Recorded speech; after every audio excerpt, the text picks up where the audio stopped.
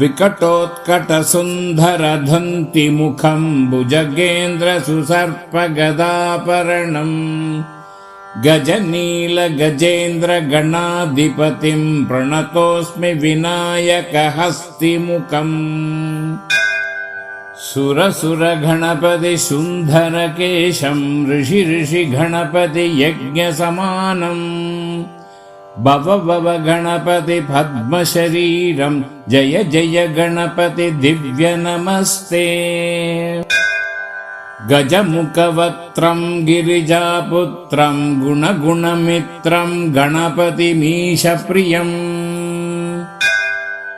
करधृतपरशुं कङ्कणपाणिं कबलितपद्मरुचिम्